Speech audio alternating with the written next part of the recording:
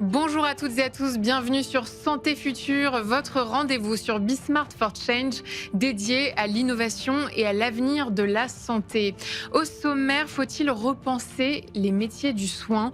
Alors que la pénurie de soignants s'aggrave en France, les métiers du soin semblent à un tournant. Infirmiers, aides-soignants, auxiliaires de vie, accompagnés désormais par les outils numériques et l'intelligence artificielle, tous participent à un écosystème du soin en pleine transformation. Pour en discuter, j'ai le plaisir d'accueillir John Pinte, président du SNIL, syndicat national des infirmières et infirmiers libéraux, et Angélique Chassier, là également, docteur en sciences économiques, enseignante-chercheur à l'école de management de Normandie. Dans l'analyse du docteur Bono, Hervé a imaginé un hôpital sans soignants. Et puis comme toujours, nous terminerons l'émission avec la pépite santé. Aujourd'hui, je reçois la deep tech française Zoï, qui a créé un protocole de médecine préventive personnalisé. C'est parti pour une nouvelle émission. La France traverse une crise profonde du soin, des soignants épuisés, des postes non pourvus, des aides-soignants introuvables. Pourtant, les besoins de soins explosent du fait notamment du vieillissement de la population et de l'augmentation des maladies chroniques. Alors faut-il repenser en profondeur les métiers du soin ? Et si le problème ne se limitait pas au manque, mais à la façon dont nous concevons et organisons le soin, c'est le thème de cette émission. Bonjour John. Bonjour. Bonjour Angélique. Bonjour. Merci à tous les deux d'être avec nous. John, pour commencer, la France connaît une pénurie de soignants, je ne l'ai que trop dit. Quelles en sont les principales causes ? Alors, les causes, elles sont multiples et en fonction de chaque profession, nous n'avons pas les mêmes difficultés. Chez les infirmiers libéraux, puisque je représente les infirmiers libéraux, on le voit bien depuis quelques années, un nombre d'infirmiers libéraux sur le territoire qui est en baisse. Alors que les besoins, comme vous l'avez dit, en soins, en santé, sont en train d'exploser avec le vieillissement de la population, mais aussi la volonté de rester à domicile. Donc les raisons, elles sont... On a eu, je pense, la crise sanitaire a été un déclencheur. Avec des professionnels qui s'épuisent, qui ont un manque de reconnaissance. Il y a eu une certaine autonomie, une certaine rapidité de réaction pendant la crise sanitaire, et le retour à la vie réelle après cette crise sanitaire a été violent pour les professionnels. C'est-à-dire que des choses qui étaient facilitées sont redevenues compliquées, et puis en parallèle, on a eu une instabilité politique qui a fait que des textes n'avançaient pas. Et le manque de reconnaissance de ces professionnels s'est ancré vraiment dans l'histoire et fait qu'on a des professionnels qui sont épuisés, qui se sentent dévalorisés et qui, au lieu de lutter, vont quitter le métier. Et ça, c'est réellement inquiétant pour l'avenir. Est-ce que la formation est aussi au cœur du problème ? Oui, bien sûr, puisque on a une loi qui a été votée en juin, qui a mis beaucoup de temps à être voté, mais qui a été voté. On a encore des textes en attente, mais ça devrait se débloquer, et qui va permettre de aussi revoir la formation infirmière. Donc, on a vraiment une réingénierie du métier. Le métier d'infirmier de demain se construit avec beaucoup plus d'autonomie, de possibilités de prévention, d'éducation à la santé. Enfin, on a vraiment un champ qui se développe. Maintenant, il faut que les textes puissent sortir, et la formation va aller avec. On va revenir justement sur cette loi infirmière de juin 2025. Angélique, côté citoyen et organisation, quel impact la pénurie a-t-elle sur l'expérience patient et la confiance dans le système de santé ? Alors nous, j'ai travaillé sur de nombreux sujets de recherche et plus précisément pour traiter la pénurie, on se rend compte qu'aujourd'hui les citoyens se sentent complètement en défiance vis-à-vis des pouvoirs publics et des pouvoirs politiques, parce que la désertification médicale ne se fait pas que du côté des politiques et des soignants, elle se fait aussi du côté des citoyens. Et juste pour rappeler un petit peu ce que vient de dire John, on va dire que la crise démocratique a vraiment été très forte aussi suite à la crise du Covid, puisque nous, on a réalisé une enquête justement post-Covid qui disait que 80% des citoyens préconisent une gouvernance plus respectueuse des aspirations populaires et justement de pouvoir associer les citoyens à des décisions politique plus forte sur les territoires, donc d'avoir des médecins un peu plus près de chez eux. Mmh. John, pour en revenir, à la loi infirmière, de juin 2025 et les avenants en cours de négociation, quels changements concrets sont attendus pour les infirmiers et les infirmières libéraux? Alors, d'un point de vue de la loi, c'est vraiment plus d'autonomie, une reconnaissance de compétences qui sont pourtant appliquées au quotidien par les professionnels, mais qui n'étaient pas reconnues, qui n'étaient parfois même pas dans les textes. Donc ça, c'est vraiment le premier volet. Amener la profession vers plus d'autonomie, c'est-à-dire que ne pas toujours dépendre d'une prescription médicale pour prendre en charge certains patients. C'est faciliter l'accès aux soins. Mmh. Et ça, c'est quelque chose qui rentre dans les compétences de la profession, mais qui, jusqu'à maintenant, n'était pas reconnu. Faire entrer la consultation infirmière, ça a été une grande bataille, Mmh. puisque la consultation, jusqu'à maintenant, était une consultation médicale, alors que la consultation infirmière existait depuis des décennies dans notre formation, mais jamais reconnue. Donc là, on rentre aussi vers de la consultation infirmière. Donc c'est vraiment tout ce champ de plus de compétences, de reconnaissance de ces compétences et puis d'autonomie, parce qu'on va pouvoir aussi adapter certaines prescriptions, pas sur les médicaments, Mmh. mais vraiment sur des examens complémentaires, pouvoir prendre en charge une plaie sans avoir systématiquement une prescription médicale. Donc c'est vraiment tout ce champ qui va permettre de valoriser nos compétences et mieux de les reconnaître. Ça, c'est sur le champ réglementaire. Sur la partie négociation, maintenant, c'est mieux valoriser la profession, puisqu'il y a quand même une difficulté de valorisation, et ça, il y a vraiment une urgence à agir, mais c'est aussi reconnaître ces nouvelles compétences qui sont entrées dans la loi, dans le cadre de notre convention qui régit en fait l'exercice libéral et la facturation des actes par les infirmiers Et est-ce qu'on libéraux. peut craindre que ces changements, accentuent la charge administrative, des soignants? Alors ça, c'est le gros risque et c'est ce à quoi on est vigilant. Mmh. C'est-à-dire que il va y avoir d'un autre côté sûrement plus Mmh. d'administratifs, mais il y a des choses qu'on peut lever. Il y a des contraintes administratives qui sont désuètes et qui ne servent à rien. Donc il faut Mmh. vraiment réussir à les lever pour pouvoir simplifier le Mmh. quotidien des professionnels de Oui, sans santé. compter, l'aide des outils numériques et maintenant de Oui, mais l'intelligence c'est pareil. artificielle. Là encore, il y a des grosses difficultés sur les outils numériques puisque En termes de formation et d'appréhension des outils? ouais, et c'est surtout d'interopérabilité des outils. C'est-à-dire que si je veux me coordonner avec certains professionnels de santé, je dois utiliser le même outil qu'eux. Mmh.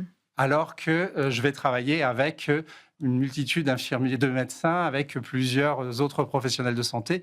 Et on ne peut pas nous obliger à avoir différents outils. À chaque fois, c'est des abonnements. À chaque fois, c'est passer d'un outil à un autre. Ça, c'est complètement désuet. Et puis, le DMP, qui pourrait être un bon outil, paraît maintenant d'un DMP, autre vous pouvez nous siècle. expliquer pour ceux qui, ne connaissent Le pas? dossier médical partagé, c'est ce document, enfin ce dossier qui est informatique, Mmh. sur lesquels sont entrées les données Mmh. des patients, donc leurs examens, leurs prescriptions de traitement. Donc tout cela va dans le DMP, Mmh. sauf que l'accès à ce DMP est complexe pour les professionnels de santé, et rechercher un document dedans, je vous dis, on est vraiment 30 ans en arrière. Mmh. Angélique, du point de vue du citoyen, comment sont perçues ces transformations, que vient d'évoquer, John? Justement, nous, on a travaillé sur une étude avec des médecins généralistes. Et donc, on était plusieurs chercheurs, justement, en gestion et en économie. Et on a travaillé sur l'acceptabilité des chatbots santé en Mmh. pré-diagnostic médical. Donc, et on a eu des résultats très, très encourageants sur l'utilisation des chatbots santé pour aider justement les médecins dans le diagnostic médical, pour les aider justement à gagner du temps utile, justement, pour permettre aux médecins de pouvoir se focaliser sur comment dire, des maladies beaucoup plus importantes, et de pouvoir laisser la main à des chatbots santé sur ce qu'on appelle la bobologie.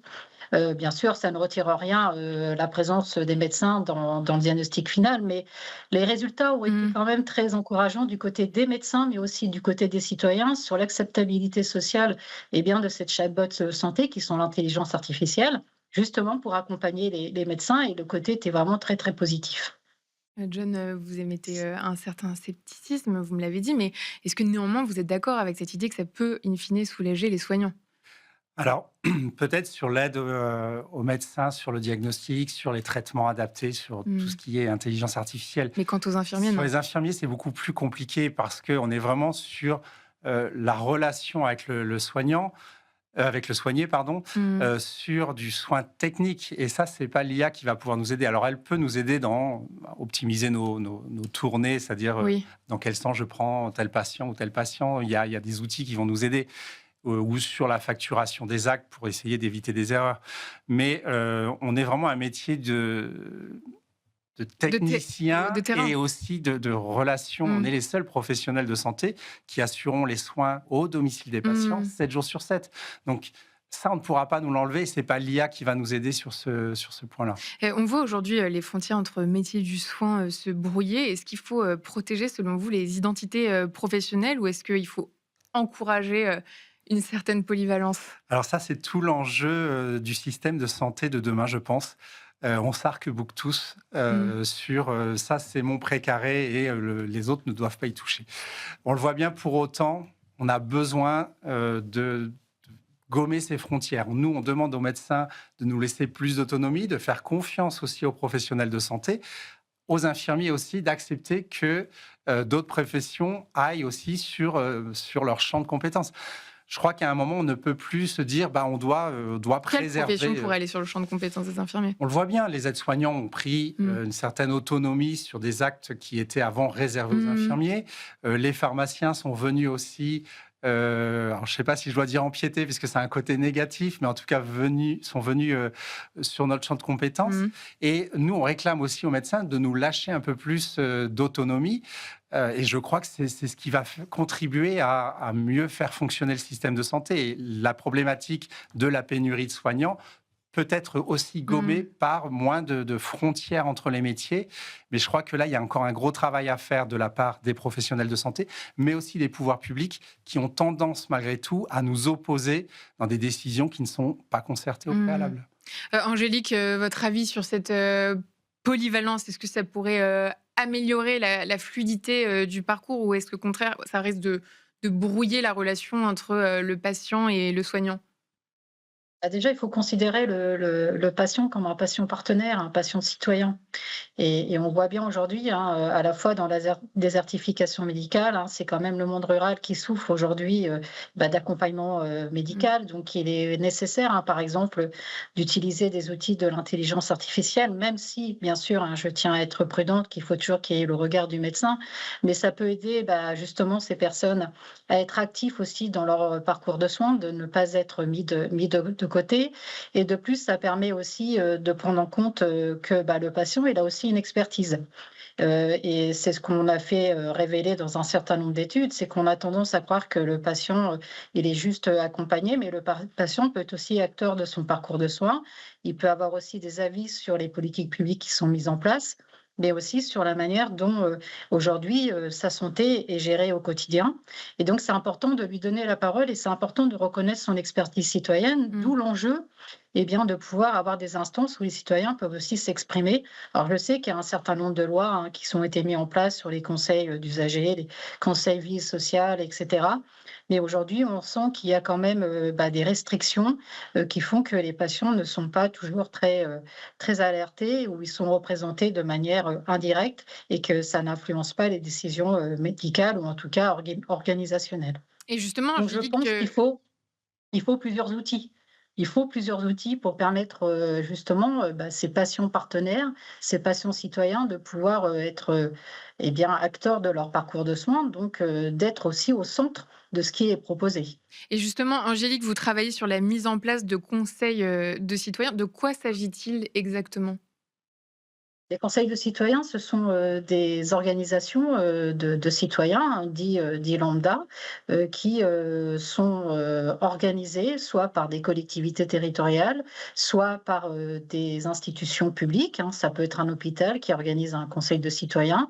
Donc souvent, ce sont des citoyens qui sont tirés au sort ou volontaires, qui sont réunis sur une instance où ils doivent travailler sur des politiques publiques, sur des politiques qui sont mises en place au sein d'une institution, au sein d'un territoire, mais aussi au niveau national. Je peux vous citer l'exemple des conventions citoyennes, je peux vous citer l'exemple des workshops, tout ce qui est instances citoyennes, donc les budgets participatifs, etc. Mais ce sont des instances citoyennes où les citoyens peuvent participer à la mise en place de politiques publiques. Ça évite, ça permet d'anticiper les crises, ça permet de gérer les crises, mais aussi de pouvoir les Mmh. organiser. C'est ce qui a été remonté après la crise du Covid, hein, quand on a questionné des médecins sur la manière dont la gestion du Covid avait été faite. Il avait été mis en avant qu'il y avait une très très grosse frustration de ne pas avoir été de pas avoir été proche des citoyens pour savoir concrètement ce qu'ils vivaient sur le terrain, pour éviter des décisions qui ont été Mmh. parfois très douloureuses, par exemple sur la fermeture des EHPAD, sur la fermeture des commerces, sur la fermeture des écoles. Peut-être qu'on aurait il aurait été intéressant d'adapter un peu plus les politiques publiques sur la réalité du quotidien. Mmh. Et ça a manqué. Il aurait été intéressant d'avoir un conseil citoyen à côté du conseil scientifique, mais également à côté du président de la République. John, c'est déjà la fin de cet échange. S'il fallait retenir une mesure concrète pour, améliorer, la qualité de vie au travail et donc retenir les soignants? Je crois que ça peut pas être une seule mesure. La Malheureusement, il plus y a urgente. la plus urgente. Alors, si on veut retenir les professionnels sur le terrain, ça va être une valorisation des compétences. Je crois que ça, c'est vraiment ce qui est attendu par les professionnels en urgence. Mais derrière, c'est aussi repenser le métier de demain. La loi commence à nous amener vers cela. Maintenant, il va falloir aussi que les professionnels s'emparent de ces nouvelles compétences. Et là, on sait que ça va être un long chemin, mais je crois que c'est vraiment ces deux volets qui sont essentiels. Mmh. Restez avec nous, on passe à l'analyse du docteur Bono. Place donc à l'analyse du docteur Bono. Hervé nous a rejoint. Salut Hervé. Salut Alix. Et Hervé, tu as imaginé un hôpital sans soignants. Alors j'ai imaginé, disons que quand on m'a proposé ce thème, je me suis dit waouh, quelle drôle d'idée. C'est n'importe quoi. C'est comme imaginer Merci. une voiture sans conducteur ou un orchestre sans musicien. Et puis d'un coup, je me suis dit mais quel mauvais exemple. J'écoutais tout à l'heure la radio. 34% des disques sur Deezer sont entièrement faits par l'intelligence artificielle. Et on a un groupe de rock qui est sorti, qui a été vu 1 million de fois sur Spotify, là, The Velvet Sundown, un Mmh. truc pas mal d'ailleurs comme son, des années 70, Compris. entièrement IA, un peu country, mais pas mal à écouter. Donc, bah non, ouais, la musique sans musicien, c'est possible. Et vous connaissez les taxis robots aux USA? Ouais, ouais. Il y en a déjà 2000 qui tournent dans toutes les grandes villes. Il y en a 1000 en Chine et il y en a plein qui arrivent, sponsorisés par Uber, Amazon, Tesla et compagnie. Donc finalement, pourquoi pas un hôpital sans soignants? Oh. Et d'ailleurs, à l'hôpital, on a déjà des tas de robots, des chatbots pour accueillir, pour lire les radios, pour opérer même, pour tenir compagnie aux patients. Enfin, tout ça est un peu étrange, mais en fait, ça s'explique politiquement. Euh, Se passer des soignants, c'est assez tentant finalement. C'est ça que je me suis dit. J'essaie de trouver une bonne raison à ça. Parce qu'ils dorment pas, ils râlent pas, ils font pas grève, il n'y a pas besoin de les former, il n'y a pas besoin de les augmenter. Donc en fait, je vois une société tout à fait délicieuse se profiler. En fait, la vraie question à se poser, c'est quoi un soignant? Ah bah c'est quoi un soignant? Bah voilà, si on demande à un économiste, un soignant, c'est un centre de coût. Si on demande à un ministre, c'est une variable d'ajustement. Mais si on demande à un patient, c'est quelqu'un qui veut qu'on lui tienne la main. Et d'ailleurs, ça me fait penser à une jolie citation de Louis Pasteur qui parlait des infirmiers et des infirmières. Euh, Guérir parfois, soulager souvent, écouter toujours. Écouter, c'est pas forcément ce que fera le mieux le robot. On nous promet des lits connectés, des piluliers intelligents, des diagnostics automatisés. C'est formidable, mais peut-être qu'un jour, on va se dire que c'est bien de soigner des organes, c'est peut-être mieux de soigner des individus dans leur intégralité, voire s'occuper de leur âme, de leur souffrance, quoi. Et donc, face au mur qui nous arrive dans le nez, je m'attends à ce que nos politiques nous déclarent bientôt il nous faut des nouveaux patients. Des nouveaux patients, des nouveaux soignants et des soignants augmentés. Alors, je suis d'accord avec le concept. Le problème, c'est que en termes de formation, il va falloir qu'on change deux trucs. Il faut donc qu'on ait des nouveaux soignants parfaitement formés à l'IA et à tous les objets connectés. Et je me suis amusé à regarder. Vous savez quel est l'âge moyen des doyens des facultés de médecine? 60 ans. C'est pas une caricature et c'est pas une méchanceté. C'est même, peut-être ça s'explique. Comment est-ce que ces gens-là, sans leur faire offense, vont apprendre les IA à leurs internes de 25 ans? C'est un peu complexe.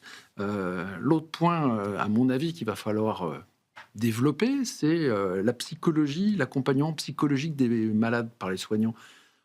Personnellement, quand j'ai fait mes études de médecine, je peux vous dire qu'il n'y avait pas, à part quand on faisait psychiatrie, on n'avait pas de cours de psychologie des patients. Donc, actuellement, j'ai vu qu'en 10 ans de médecine, un étudiant a droit à quelques dizaines d'heures de formation. J'ai essayé de regarder pour les infirmiers et infirmières. C'est pas clair. Ils disent dans le premier semestre, il faudrait qu'il y ait des heures, mais c'est même pas marqué du tout dans le deuxième semestre. Donc je ne sais pas. Ce qui prouve bien que c'est pas la grande priorité de tout ça, hélas. Parce que ça, c'est une tâche qui ne pourra pas être sous-traitée à des humanoïdes. Et tu sembles nous rappeler la célèbre formule « gouverner, c'est prévoir ». Ah bah absolument. Rien n'est mis en place. Et quand on voit la vitesse exponentielle d'évolution de l'IA, on peut se dire que ça va coincer dans pas longtemps. Et que bientôt, à l'hôpital, les seuls êtres humains, ce seront les malades. Heureusement, il faut être positif. J'ai eu une illumination et je me suis dit, mais il n'y aura plus de soignants à l'hôpital. Mais c'est pas grave du tout. Avec la médecine personnalisée, prédictive, boostée par les IA, il n'y aura plus de patients non plus. Merci beaucoup Hervé.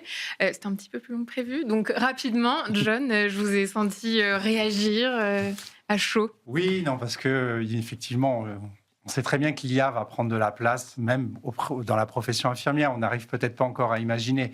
Pour autant, je pense que soigner des humains ne peut se faire qu'avec des humains. Comme vous l'avez dit, l'écoute, c'est pas une IA qui va être complètement neutre, qui va pas exprimer de sentiments, qui va pouvoir discuter avec le patient, l'écouter. Je crois que ça, c'est vraiment le quotidien de la profession et du métier d'infirmier. C'est-à-dire que oui, il y a le soin, mais au travers du soin, on a énormément de sens qu'on développe. Et par exemple, l'odorat nous sert dans notre quotidien. Alors, on a énormément de sens. Et donc, je crois que ça, l'IA ne pourra pas le remplacer. Et juste pour faire très court, je pense qu'on a besoin d'une stabilité politique de façon à repenser le système de santé. Je crois que ça, c'est réellement essentiel. Mais il faudra une réforme qui soit courageuse, ambitieuse. Et je ne sais pas si on a pour l'instant les personnes qui seront en mesure de le faire. Merci John. Angélique, rapidement, je suis navrée, on n'a plus beaucoup de temps sur ce que Hervé nous a dit. Je vais juste dire en 3 points, la dernière loi de la sécurité sociale encourage la télémédecine, hein, donc il faut prendre en compte ces évolutions. Et puis je sais que les médecins veulent travailler beaucoup avec une certaine pluridisciplinarité, donc c'est important d'associer les citoyens à l'évolution de ces nouvelles technologies. Et puis je tiens juste à dire que dans la santé mentale actuellement, les chatbots santé font un buzz du tonnerre. Ils sont très performants dans la santé mentale, même accompagnés de médecins en psychiatrie, ils disent qu'ils sont tip-top. Et donc, ça aussi, c'est à prendre en compte. Et puis, juste pour finir, nos dernières études ont bien démontré qu'à la fois du côté des soignants que du côté des patients, il y a une volonté d'être accompagné par l'IA parce que c'est ce qu'ils appellent le temps utile. Et donc, tout ça, bien sûr, ça a été encadré. Et puis, il faut évoluer, mais tout en mettant aussi les citoyens au cœur de ce système. Donc, il faut aussi leur donner la parole.